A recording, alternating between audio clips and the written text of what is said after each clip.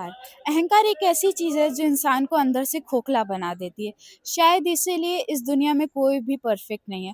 कुछ लोग अपनी इस इम्परफेक्शन को दुःख में लेके हाथ पे हाथ धरे बैठ जाते हैं और कुछ लोग अपने इस इम्परफेक्शन को अपनी सबसे बड़ी ताकत बना के अपना ही नहीं, अपने जैसे और भी कई लोगों की ज़िंदगी बदल देते हैं।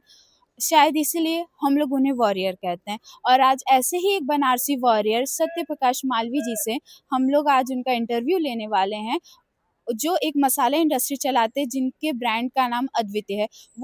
वो एक दिव्यांग हैं और अपने जैसे और भी बहुत सारे दिव्यांगों का मदद करते हैं। आइए उनका इंटरव्यू लेते हैं। नमस्कार सर, आपका बहुत-बहुत शुक्रिया अपना कीमती समय देने के लिए। नमस्ते। सर, आप अपने बारे में कुछ बता सकते हैं? मेरा नाम सत्यप्रकाश मालवीय है। मैं department of history, faculty of social science, Banaras Hindu विश्वविद्यालय से पीएचडी कर रहा हूँ।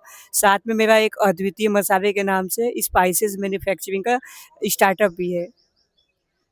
जी सर। सर, आपने अपनी प्राथमिक शिक्षा कहाँ से की? कुछ उसके बारे में? हम अपनी प्रारंभिक शिक्षा श्री हनुमान प्रसाद पोद्दार दुर्गा कुंड अंध विद्यालय है, जो दुर्गा मंदिर के सामने है, वहीं से किए हैं। सर, जैसे कि हमें पता है कि आप ब्लाइंड हैं, आपको नहीं दिखाई देता है, तो ब्लाइंड पर्सन और एक नॉर्मल पर्सन की पढ़ाई में क्या डिफ़रेंस होता है? देखिए, मैं इससे पहले आपको अपने जो ये बताऊँ कि जो ब्लाइंड बच्चे होते हैं ब्रेल पद्धति से पढ़ते हैं, उसको टच करके पढ़ते हैं।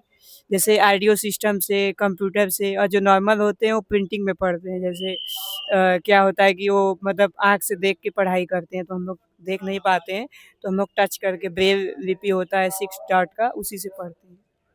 जी। और सर, जैसे आपने अपनी प्रारंभिक शिक्षा स्कूल से की, फिर बीएचयू में आके आप बीएचयू से पीएचडी कर रहे हैं, तो यहाँ पे आपको पढ़ाई में क्या डिफ़रेंस लग रहा है, जो नॉर्मल बच्चे यहाँ पे आके पढ़ रहे हैं? जैसे बीएचयू में जब हम आए तो जैसे पहले हम लोग स्पेशल एजुकेशन में पढ़ते थे ना, वहाँ इंटर तक पढ़ाई होता था, तो जैसे सारे ब्लाइंड बच्चे एक साथ पढ़ते थे ना, जैसे 10-20 जो भी बच्चे एक साथ पढ़ते थे, और हम लोग एक हॉस्टल में एक साथ रहते थे, जैसे 250-300 बच्चे। लेकिन जब वहाँ से आए तो जैसे कॉमन हो गया, सामान्य बच्चे, ब्लाइंड बच्चे एक ही साथ रहते थे और एक ही साथ पढ़ाई करते थे। तो जैसे क्या था कि बहुत सारे लोग हैं जो ब्लाइंड को मतलब थोड़ा क्रिटिसाइज़ करते थे, उनको पॉज़िटिव दृष्टि से नहीं देखते थे ना। तो अब जैसे हमारा जो जहाँ विद्यालय था, हॉस्टल के मतलब विद्यालय परिसर में ही पढ़ाई था, विद्यालय परिसर में ही रहना था। और यहाँ पे क्या था कि थोड़ा हॉस्टल दूर, स्कूल दूर, और भी बहुत सारी चीज़ों का मतलब वो करना पड़ता था। जैसे अगर टीचर पढ़ा रहे हैं, तो उसको कैसे रिकॉर्ड करना है, कैसे मतलब उनके साथ करना है, फिर नॉर्मल बच्चों के साथ कैसे रहना है, फिर मतलब एक हर एक काम जो है चुनौतीपूर्ण था। थोड़ा मतलब जगह-जगह जाना-आना, सब कुछ करना, मैनेज करना, क्योंकि पहले तो क्या था कि इंटर कॉलेज में ही सारा चीज़ मतलब यहीं सब कुछ हो जाता था। अब जैसे कॉलेज में है तो बड़ा परिसर है, तो एक-एक काम करने के लिए अलग-अलग तरीके से मतलब सर्वाइव करना पड़ता था। तो मतलब ये है कि करते-करते फिर वो प्रैक्टिस में आ गया। जी सर। सर, ये जो मसाला इंडस्ट्रीज़ आपने शुरू की है, इसको शुरुआत करने का आपके पास आइडिया कहाँ से आया? आपको क्या इंस्पायर किया? देखिए, जैसे सबसे पहले मैं आपको बताऊँ, जब मैं अंध विद्यालय में पढ़ता था ना, तो जब हम अंध विद्यालय में पढ़ते थे तो वहाँ पे क्या था कि बहुत सारे ब्लाइंड बच्चे हमारे एक साथ दोस्त लोग रहते थे। तो अ, जब वो लोग वहाँ रहते थे तो उनके साथ हम लोग जैसे मान लीजिए मुझे थोड़ी फीलिंग है, मुझे थोड़ा महसूस होता है, तो बहुत सारे ब्लाइंड बच्चे पढ़ते थे, तो पढ़ाई के साथ-साथ क्या था कि वो हम उनको देखते थे, महसूस करते थे। बहुत सारे ब्लाइंड बच्चे तरह-तरह के चीज़ों में जाते थे, और फिर हम लोगों को जैसे मोमबत्ती, अगरबत्ती, चाक, ये सब का जो है ट्रेनिंग दिया गया था। हम लोग कुर्सी-वुर्सी बनाना सिखाया गया था। फिर उसके साथ-साथ क्या था कि हम लोगों का जो विद्यालय वो मारवाड़ियों का विद्यालय, वहाँ पे जैसे कथा और बहुत सारी चीज़ें सिखाई जाती थी, मतलब सुनाई जाती थी, वहाँ पुस्तक मेला लगता था, तो वहाँ पे हम भी जो है बैठते थे, किताब जैसे बेचते थे। तो वहीं से फिर धीरे-धीरे बढ़े, फिर जब इंटर पास किए, इंटर पास करने के बाद हम यहाँ आए बीएचयू में, तो क्या हुआ कि जैसे बहुत सारे बच्चे गरीब मतलब मेरे ब्लाइंड थे, उनके पास जैसे खाने तक का पैसा नहीं होता था, क्योंकि इंटर तक की हम लोग की पढ़ाई निःशुल्क थी, ठीक है? इंटर के बाद ₹500 जो फीस होता था, वो भी वो नहीं भर पाते थे। तो हम जैसे बीएचयू के बहुत सारे प्रोफ़ेसरों से मेरा कनेक्शन था, तो उनसे बातचीत करके हमने उनका पे कराया। फिर ये देखे कि जब वो अपनी पढ़ाई और एडमिशन पे नहीं कर पा रहे हैं, तो आगे की पढ़ाई वो कैसे करेंगे? जैसे आप जैसे नॉर्मल लड़के हैं, लड़कियाँ हैं, तो अपना कुछ जैसे फैमिली बैकग्राउंड अच्छा नहीं है, घर वाले पैसा नहीं दे सकते, तो आप पार्ट टाइम कुछ काम कर सकती हैं। करके इनकम करके अपना आगे पढ़ाई कर सकती हैं। लेकिन उनके लिए कोई वो नहीं था, क्योंकि अचानक बाहर निकल के कहीं काम करना, फिर लोग भी काम नहीं देंगे, क्योंकि ब्लाइंड को लोग ऐसे ही थोड़ा क्रिटिसाइज़ करते थे। तो फिर मैंने जो मोमबत्ती ये सब सीखा था, तो फिर वही प्लान किया कि मोमबत्ती हम पहले बनाएँगे, बना के बेचेंगे। तो हमने पहले अपने विश्वविद्यालय प्रशासन से बातचीत किया, फिर बातचीत करने के बाद उनको कन्विंस किए कि, क्योंकि देखिए अब जैसे काम करना उन जैसे एक ब्लाइंड का जो मतलब कुछ भी नहीं कर पा रहा, वो काम करने की बात कर रहा है, तो किसी के लिए भी नया होगा और कोई कैसे सपोर्ट करेगा। तो बहुत मतलब कोशिश करके हमने एमके सिंह सर से, नीरज त्रिपाठी सर से और भी बहुत सारे लोग हैं, प्रशासन के लोग बातचीत किए, फिर वही मोमबत्ती का काम स्टार्ट किए। तो पहले साल तो मेरा मोमबत्ती एक भी नहीं बिका, तो बड़ा मतलब वो लगा। फिर दूसरे बार जो है 35-35, 40-40 हज़ार का बिका, और फिर वो जो पैसा इनकम होता था, तो वो हम लोग अपने दोस्तों में बाँट देते थे। फिर वहीं से थोड़ा धीरे-धीरे मतलब माहौल बनने लगा। तब फिर जब ये काम हो गया, तो फिर हमारा कॉन्फिडेंस बढ़ने लगा। तो मोमबत्ती के साथ-साथ जैसे हमारे पास घर का पैसा और भी कुछ पैसा था, तो कुछ लोग बोले भैया यहाँ पैसा लगाओ, वहाँ पैसा लगाओ। तो मैंने कई जगह लगाया, तो फिर हम कई जगह पैसा लगाए, तो पैसा मेरा बर्बाद हो गया, लोग हमारे साथ चीटिंग किए। तो फिर हम इंटर के बाद बीए, एमए कंप्लीट किए, फिर बहुत सारा मतलब धीरे-धीरे वो हुआ। तब उसके बाद कोविड-19 का दौर आया, मैंने आकाशवाणी पे मसाले की मतलब वार्ता सुना। फिर जब हम मसाले का वार्ता सुने, तो वार्ताकार से मैंने संपर्क किया। फिर उन वहाँ से संपर्क करने करके मैंने ट्रेनिंग लिया। उससे पहले हमारे दिमाग में जैसे ये था, मतलब दिमाग में क्या, हॉस्टल में रहते थे, तो ये मतलब बहुत सारे लड़के हेल्थ सेंटर जाते थे। तो हेल्थ सेंटर जब वो जाते थे, तो पता चला खाना-वाना सही नहीं मिलता, जिसके कारण पेट खराब हो रहा है, बहुत सारी समस्याएँ हो रही है। तो उसका कारण पता लगाया, तो उसका कारण यही लगा कि खाने का जो मसाला, तेल, आटा है, वो सही नहीं रहता है। तो मसाले का फिर मेरे दिमाग में आया था कि चलो हम मसाले का काम करेंगे। तो यहीं से हमारी जर्नी स्टार्ट हुई। फिर हमारा जैसे शुरू में ये था कि हम दिव्यांगों को, जैसे लिज्जत पापड़ वालों का ये है कि महिलाओं को काम देंगे, ना? तो हम ये सोचे थे कि हम टोटली दिव्यांगों को काम देंगे। फिर काम देंगे ऐसा सोच के फिर किए। फिर उसी दौर में कोविड-19 जब आया था, तो क्या था कि बहुत सारे लोग थे जो राशन वितरण कर रहे थे, तो हम भी राशन वितरण कर रहे थे। हमने भी एक सर से बातचीत करके हज़ारों की राशन वितरण किया। तो हम ये देखे, जैसे हम गाँव की महिलाओं के बीच में गए, तो महिलाओं को जब राशन देते थे, तो महिलाएँ बोलती थी, "भैया हमें काम दीजिए, भैया हमें काम दीजिए।" तो ये बात मेरे आत्मा को बहुत द्रवित किया कि उनको लोग भोजन दे रहे हैं, कपड़ा दे रहे हैं। शुरू में मैंने ये भी देखा कि लोग दिव्यांगों को जैसे भोजन देते हैं, कपड़ा देते हैं, राशन देते हैं, उनके सम्मान के लिए कोई कुछ नहीं करता है। जैसे वो अपने पैरों पे खड़े होके अपनी जीविका खुद जो है अपने पैरों पे खड़े होके अपनी जीविका का आधार खुद बने, ऐसा कोई वो नहीं था। तो जब मैं ये महिलाओं को देखा, फिर मैंने ये भी महसूस किया, मुझे लोग बताते थे कि देखो ये बच्चा छोटा-छोटा है, मतलब भीख माँग रहा है, दारू पी रहा है, मतलब सिगरेट पी रहा है, उल्टा-सीधा काम कर रहा है। तो मेरे दिमाग में क्लिक किया, हमारे दिमाग में ये क्लिक किया, क्योंकि जब मैं गाँव में घर जाता था, तो सब मुझे अनहरा-वनहरा, उल्टा-सीधा बोलते थे। फिर मेरे गाँव में भी जैसे बहुत सारे लोग दारू पीते थे, मतलब जो उल्टा-सीधा काम करते थे, हमको भी गाली देते थे। तो मेरे दिमाग में एक बात क्लिक किया, एक बार मैं दिल्ली गया, दिल्ली में क्या हुआ कि एक घटना घटी, जैसे किसी बिहारी किसी मतलब दिल्ली वालों के साथ मतलब कुछ गलत व्यवहार हो गया, किसी बिहारी ने किया। तो लोगों के मन में जैसे बाहर ये था कि यूपी बिहार के लोग गलत तरीके से पेश आते हैं, उल्टा-सीधा काम करते हैं, अशिक्षित हैं, उनके पास कोई वो नहीं है।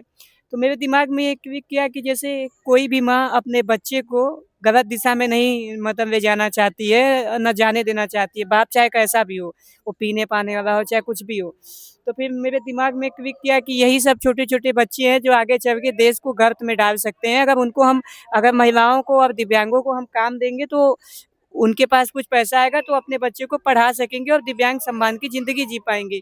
फिर इसी कॉन्सेप्ट के साथ मैंने मसाले का मतलब मेरे दिमाग में आया, तब मैंने ये ठान लिया कि मुझे मसाले का काम ही स्टार्ट करना है। जी सर।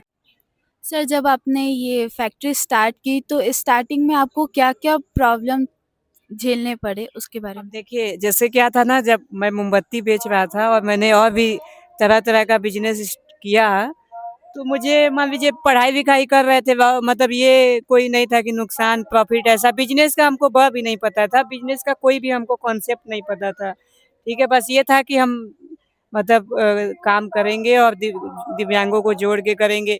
इसका परिणाम नहीं पता था कि क्या होगा, क्या नहीं होगा क्योंकि देखिए अब कोई भी घटना जैसे कोई भी घटना घट रहा है, जैसे आप ही पेड़ लगा रहे हैं, तो फल कितना देगा, नहीं देगा आपको आइडिया नहीं, बस आप लगा रहे हैं, बस वही था। तो अब ये था कि मान लीजिए मसाले का काम शुरू करना था, तो जो सर हमको हज़ारों किट राशन वितरण करने के लिए सपोर्ट किए थे, वो हम उनको हम नहीं जानते थे हम मतलब 2-3 साल तक उनसे नहीं मिले थे। ये 2023-24 में हम उनसे मुलाकात किए थे। आप सोचिए, सोशल मीडिया के थ्रू मैंने उनको संपर्क किया था। मेरे मतलब प्रेज़ेंटेशन से उन्होंने मुझे मतलब राशन वितरण के लिए सपोर्ट किया।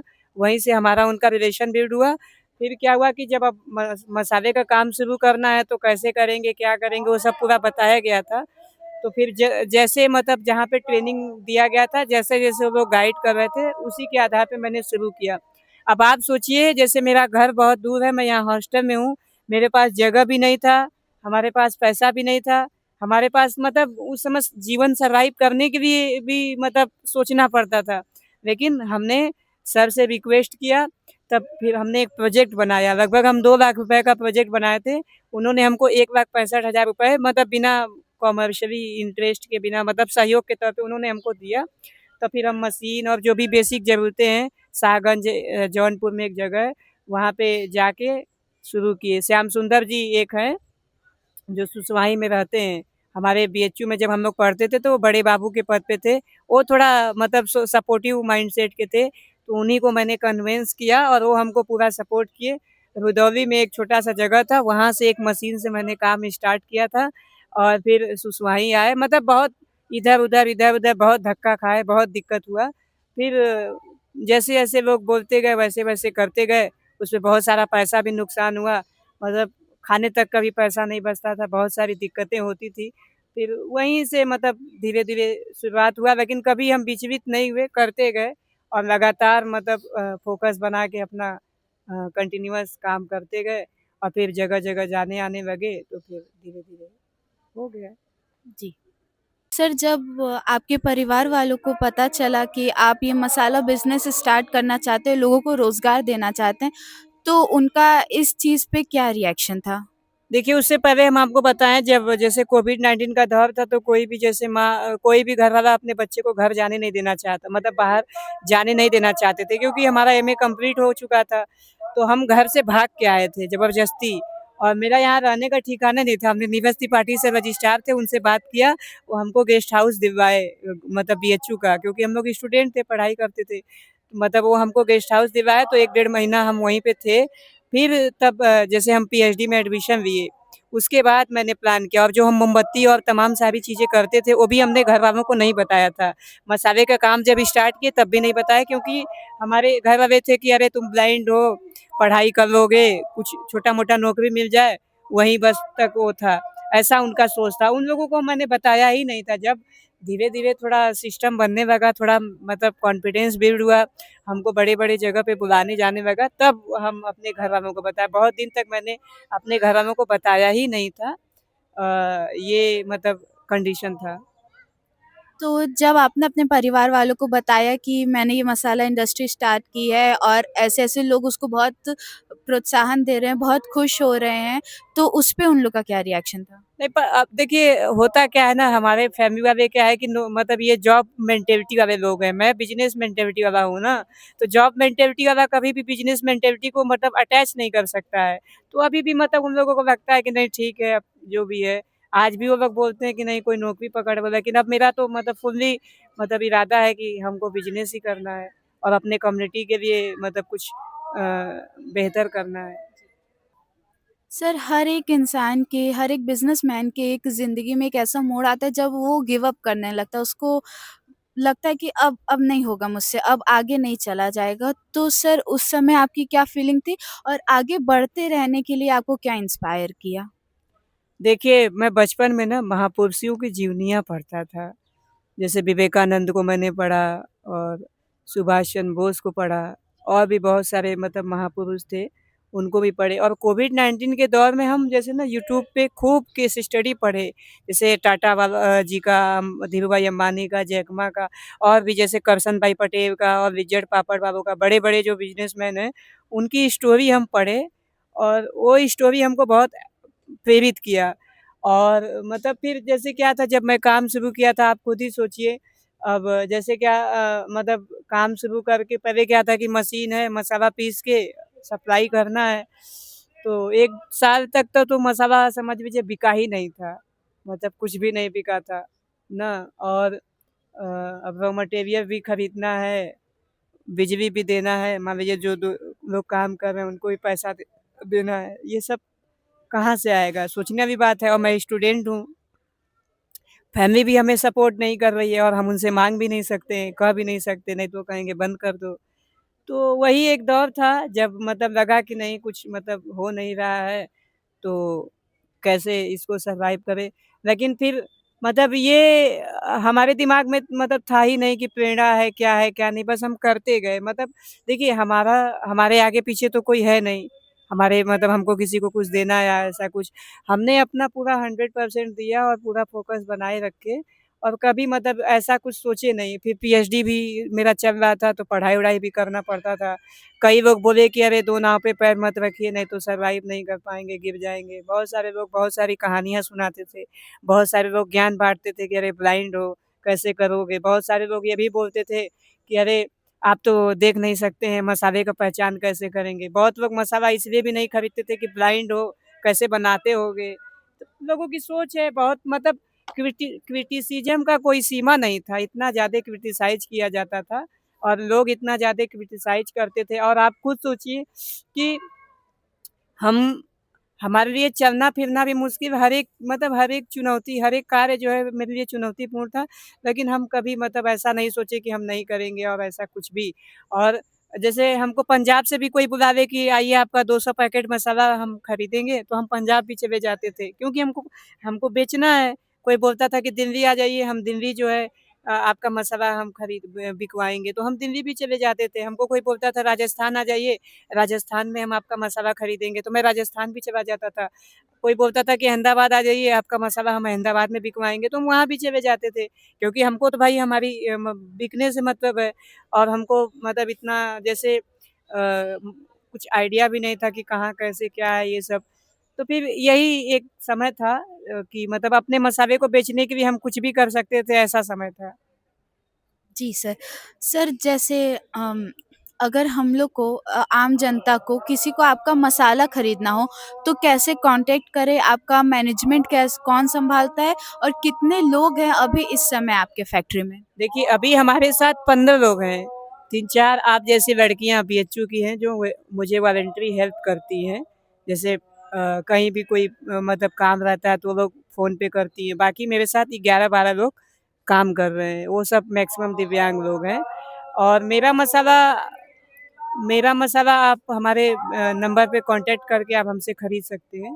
और मैं अभी जैसे hotel, restaurant B to B ही सप्लाई करता हूँ। कस्टमर को अभी थोड़ा कम दे रहे हैं, क्योंकि जैसे कोई 100 ग्राम, 200 ग्राम, 500 ग्राम माँगेगा तो थोड़ा पहुँचाने का दिक्कत होता है। हाँ, लेकिन नियरेस्ट अगर थोड़ा पहले से बताएँगे तो हम पहुँचवा भी देंगे। जी सर। सर जैसे हम लोग के मार्केट में और सारे बहुत बड़े-बड़े मसाले के पैक ब्रांड ब्रांड्स हैं। तो सर वो ब्रांड आपके मसाले से कैसे डिफरेंट है? देखिए, हम जो मसाला बनाते हैं, हमारी जो मतलब स्टडी है, मैंने उतने अच्छे से मार्केट सर्च नहीं किया है, फिर भी जितना हमारी समझ है उसके हिसाब से मैं ये मतलब बताना चाहता हूँ कि हम लोग का जो मसाला है बिना प्रिजर्वेटिव, बिना केमिकल का है, ठीक है? हम लोग कोई मतलब ऐसा मिलावट नहीं करते हैं, ये तो हम कह रहे हैं, ठीक है? और इसके अतिरिक्त जैसे क्या होता है, जैसे कोई भी कंपनी है, जब आप ऑर्डर देंगे तब तैयार करके सप्लाई नहीं करता, हम ऑर्डर पे काम करते हैं। जितना मुझे ऑर्डर, जैसे आप सुबह ऑर्डर देंगे, दिन भर हम तैयार करेंगे, शाम तक सप्लाई करेंगे। ये हमारा बिज़नेस मॉडल है। जी सर। सर आपके कोई अभी फ्यूचर प्लान्स है कोई नए प्रोडक्ट लॉन्च करने के लिए कि सिर्फ़ मसाले पे ही आपको रहना है? देखिए, मसाला और सत्तू 2 चीज़ पे हम काम करेंगे। सत्तू में जैसे मसाले में हम कुछ जैसे नए-नए मसाले का प्लान कर रहे हैं, जैसे भरवा मसाला और चूड़ा मटर मसाला और मैजिक मसाला और क्या कहते हैं एक मैजिक मसाला बना रहे हैं जो सभी सब्जियों में यूज़ हो। और भी मैं मतलब कोशिश कर रहा हूँ कि और भी कुछ नए-नए मसाले का मतलब वो करूँ। लेकिन हम ये देखे हैं मार्केट में कि जनरली लोग नए मतलब मसाले को मतलब मानते नहीं हैं। ये सबसे बड़ी मतलब चुनौती है। जी सर। सर आपके ये रॉ मटेरियल्स कहाँ से आते हैं मसाले, खड़े मसाले? अभी देखिए मतलब जब काम स्टार्ट किए थे तो लोकल मंडी से ही लेते थे, लेकिन अब डायरेक्ट फार्मर से परचेजिंग का पूरा सिस्टम बिल्ड कर रहे हैं। तो सर जो भी आपका प्रॉफ़िट होता है आपके मसाले बेचने से, तो वो कितना दिव्यांगों की तरफ जाता है, कितना आपके इंडस्ट्रीज़ में लगता है, उसके बारे में कुछ बता सकते हैं? देखिए जो प्रॉफ़िट होता है वो अब तो ये कंपनी की तरह चल रहा है, कोई ऐसे चैरिटी ऑर्गेनाइज़ेशन नहीं है, ये मतलब एक बिज़नेस का मॉडल है, ना? तो अभी मतलब जब से अब तक मैंने काम स्टार्ट किया है, अभी मेरा company no profit no loss में है, ना? और जैसे कभी-कभी क्या होता है एडिशनल कोई इन्वेस्टमेंट जैसे खर्चा आ जाता है ना, जैसे मशीन-वशीन बिगड़ गया, जैसे बिज़नेस है कोई घटना घट जाएगा तो वो उसको थोड़ा टैकल करना दिक्कत होता है। तो अभी हमको लगता है कि साल डेढ़ साल लगेगा मतलब और इसको बेहतर रूप देने के लिए। जी सर। सर ये फैक्ट्री को लेके आपके फ्यूचर प्लान्स क्या है और आप क्या करना चाहते हैं? देखिए हमारा फ्यूचर प्लान अभी ये है कि हम जैसे पीएचडी खत्म करना चाहते हैं पहले और साथ में 100 दिव्यांगों को रोज़गार देना चाहते हैं, ये मेरा टारगेट है। और हम बी टू बी जैसे होटल रेस्टोरेंट को ही सप्लाई देना चाहते हैं 6 महीना साल भर। उसके बाद हम ई-कॉमर्स पे जाएँगे, उसके बाद हम इंटरनेशनल मार्केट कैप्चर करेंगे। हमको बहुत सारे एक्सपोर्टर मतलब हमको संपर्क किए हैं और जिनके थ्रू हम मतलब एक्सपोर्ट करेंगे। उसके बाद देखेंगे क्योंकि हमको ऐसा लगता है यहाँ का मार्केट थोड़ा मतलब थोड़ा कॉम्पिटिटिव मार्केट है, लोगों को मतलब शुद्ध मसाले पसंद नहीं है, ऐसा मुझे लगता है। वो लोग रेट के पीछे भागते हैं, क्वालिटी के पीछे नहीं भागते। तो इसीलिए मैं मतलब डायरेक्ट यूज़र को टारगेट कर रहा हूँ और दुकान पे हम इसलिए नहीं जा रहे हैं क्योंकि दुकानदार थोड़ा मतलब उनके बीच में उनको मार्जिन देना होगा और मेरा उतना बड़ा सेटअप भी नहीं है कि हम उस तरह से करें, फिर उसमें वापसी का बहुत सारे मतलब चुनौतियों का सामना करना पड़ेगा। इसीलिए हम इस मॉडल पे काम कर रहे हैं। अभी मेरा टारगेट बस यही है, हम 100 लोगों को काम दे के पीएचडी खत्म करना चाहते हैं। उसके बाद फिर तब अच्छे से बिज़नेस को बिल्ड करेंगे। जी। सर जो यंग एंटरप्रेन्योर्स हैं जो अपना स्टार्टअप अभी-अभी स्टार्ट किए हैं और या करना चाह रहे हैं, एक दिव्यांग हो के आप उनको क्या मैसेज देना चाहते हैं? देखिए, हम मैसेज यही देना चाहते हैं ना कि आजकल के युवा जो है शॉर्टकट रास्ता अपना रहे हैं। देखिए, आपको मैं एक चीज़ बता दूँ, हाई स्कूल पास करने के बाद हर एक युवा को एक गोल सेट करना चाहिए। जैसे मैं बिज़नेस करने वालों को और नौकरी करने वालों को दोनों को बताना चाहता हूँ, ठीक है? आपने केवल बिज़नेस की बात की, लेकिन मैं दोनों की बात कर रहा हूँ क्योंकि केवल मैं बिज़नेस की बात करूँगा तो लोग बोलेंगे कि अरे आप खाली बिज़नेस की बात कर रहे हैं। तो मैं हर एक युवा को यही मतलब सुझाव देना चाहता हूँ कि आप अपना एक गोल सेट करिए हाई स्कूल के बाद और उसमें समय दीजिए। जैसे पर डे 2 घंटा भी जैसे मान लीजिए आप अगर पर डे हाई स्कूल के बाद 2 घंटा किसी भी काम में देंगे और 5 साल अगर आप दे दिए तो आप एक अच्छे लेवल पे पहुँच जाएँगे और इस लेवल पे पहुँचेंगे कि आपको किसी चीज़ की कमी नहीं होगी और किसी चीज़ के मोहताज नहीं होंगे। तो मैं हर एक युवा को यही कहना चाहता हूँ कि आप हाई स्कूल के बाद बिज़नेस करना चाहते हैं, बिज़नेस का गोल सेट करिए, नौकरी करना चाहते हैं, नौकरी सेट करिए। लेकिन ये है कि शॉर्टकट रास्ता मत अपनाइए क्योंकि देखिए पेड़ लगाएँगे तो फल पाने के लिए थोड़ा समय देना होगा। अब 3 साल का बीए का कोर्स है तो हम उसको डेढ़ साल में तो पा नहीं सकते और रातों-रात कोई चीज़ नहीं होता है। आपको समय देना होगा और शॉर्टकट नहीं अपनाना होगा और लगातार अपने मतलब जो लक्ष्य है उसके प्रति डेडिकेटेड होना पड़ेगा। और देखिए समय पैसा और हर एक चीज़ को आपको बचाना होगा। जैसे मैं अपने लाइफ़ से आपको बताता हूँ, मैंने मतलब मेरे आगे-पीछे कोई था नहीं, मुझे किसी को कुछ देना नहीं था। मैंने अपनी ज़िंदगी में खूब मतलब मेहनत मतलब खूब जो है जितना पैसा था मेरा सब मैंने उसको इन्वेस्ट किया। मैंने रिस्क लिया। मुझे नॉलेज का भी मतलब नॉलेज भी प्राप्त हुआ और मेरे को एक्सपीरियंस भी मिला और एक मुझे बिज़नेस भी मिल गया है। अब उसको हम बहुत अच्छे से आगे ले जा सकते हैं और कोई भी काम है देखिए अगर आप सही दिशा में जाएँगे, थोड़ा समय देंगे तो मुझे लगता है कि सफलता मिलेगा। तो निष्कर्ष यही है कि आप एक लक्ष्य तय करके अपने लक्ष्य के प्रति थोड़ा समय दीजिए और लगातार मेहनत करिए। अगर 2-4 साल, 5 साल मेहनत कर देंगे, जैसे मान लीजिए कोई हाई स्कूल से मेहनत कर रहा है, अगर मान लीजिए हाई स्कूल यानी 15 साल से मेहनत कर रहा है, 15 साल के बाद से, तो 20-22 साल में एक अच्छी ज़िंदगी वो पा सकता है और इतना बेहतर ज़िंदगी पा सकता है कि उसको उसके माँ-बाप की भी आवश्यकता नहीं है। वो अपने पैरों पे अच्छे से खड़ा हो जाएगा और अपने मम्मी-पापा, अरे अपने बच्चों को भी बेहतर इंसान बना सकता है। ये मैं अपने मतलब लाइफ़ से आपको मतलब बताना चाहता हूँ। युवाओं को प्रेरित मतलब संदेश देना चाहता हूँ।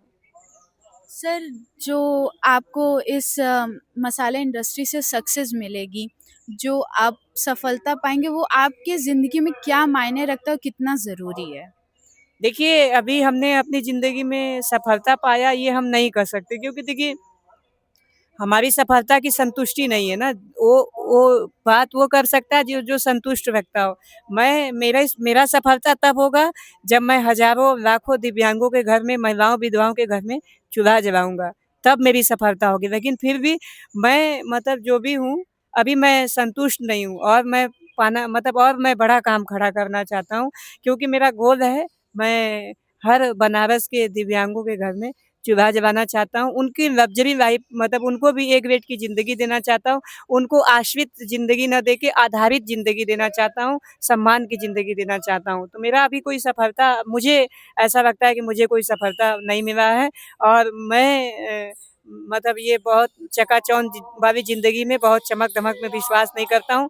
मैं काम में विश्वास करता हूँ और काम को ही मतलब प्राथमिकता देता हूँ। बहुत मतलब मेरा वो बस मेरा यही उद्देश्य है कि मैं अपने कम्युनिटी को और समाज को एक अच्छी दिशा देके उनको एक अच्छा ज़िंदगी देना चाहता हूँ। ये मेरा मतलब मेरा अपना मतलब यही मेरा सफलता है, ये सफलता के मायने हैं। जी सर। सर, बस एक आखिरी क्वेश्चन, अगर जो भी ये वीडियो देख रहा है, जो भी ये न्यूज़पेपर जो हम लोग का बनेगा वो पढ़ेगा, उनको आप क्या मैसेज अपने तरफ से देना चाहते हैं? हम हर किसी को यही मैसेज देना चाहते हैं कि ऊपर वाले ने आप जिस भी धर्म को मानते हो, जिस भी मतलब ईश्वर को मानते हो, उन्होंने आपको ज़िंदगी दिया है, विवेकानंद जैसे पुरुष बनने के लिए, धीरूभाई अंबानी जैसे पुरुष बनने के लिए, जैक मा जैसे पुरुष बनने के लिए, ना कि गलत दिशा में जाके अपने ज़िंदगी को बर्बाद करने के लिए। हताशा, निराशा का नाम ज़िंदगी नहीं है, कुछ कर गुज़रने का नाम ज़िंदगी है। तो आप अपने ज़िंदगी और अपने समय और अपने हर एक चीज़ को मतलब बहुमूल्य रूप में लेके अपने माँ-बाप का सपना पूरा करिए, अपने शिक्षकों का सपना पूरा करिए और अपने जो भी आप जो आपके कर्ता-धर्ता हैं, उनके सम्मान को मानते हुए उनके सपने को पूरा करिए और एक रोल मॉडल बनने का कोशिश करिए और एक मतलब एक विश्वसनीय ज़िंदगी बनाने का कोशिश करिए। जब पंडित मदन मोहन मालवीय भिक्षा से शिक्षा का एम्पायर खड़ा कर सकते हैं, तो आप डिजिटल युग में और मतलब समृद्ध युग में इतने अच्छे मतलब समय में आप अगर नहीं कुछ करेंगे, तो इसमें आपका दोष नहीं है। अगर आप किस परिस्थिति में पैदा हुए हैं, उसमें आपकी गलती मतलब आप किस परिस्थिति में पैदा हुए हैं, ये आपकी गलती मान सकते हैं, लेकिन किस परिस्थिति में मर रहे हैं, ये आपकी गलती मतलब ये आपकी गलती मानी जाएगी। तो इसलिए मैं हर किसी को यही संदेश देना चाहता हूँ कि आप अपने इंसानियत, अपने कर्तव्य और अपने ग्रैटिट्यूड को मानते हुए, अपने समय का सदुपयोग करते हुए समाज को एक दिशा दीजिए और अपने कर्तव्यों का बेहतरीन पालन करिए। बस मेरा एक ही संदेश है कि आप एक बेहतर समाज और बेहतर ज़िंदगी को लेके आगे बढ़िए। जी, बहुत-बहुत शुक्रिया सर, आपसे बात करके बहुत ही अच्छा लगा। आपकी जर्नी सुन के बहुत ही इंस्पायरिंग लगा और हमें पता है कि जो भी हमारे ये वीडियो देख रहे हैं, बहुत सारे युवा आपसे इंस्पायर होंगे और अपने लाइफ में कुछ ना कुछ करने की ज़रूर इच्छा रखेंगे। बहुत-बहुत शुक्रिया सत्यप्रकाश जी। इनसे बात के हमको बहुत-बहुत खुशी हुई और हमारा वीडियोज़ देखने के लिए आपका बहुत-बहुत शुक्रिया। मैं साइसा खंडेलवाल, कैमरामैन अनुष्का, अंशिका और शिवम के साथ। धन्यवाद। जय हिंद।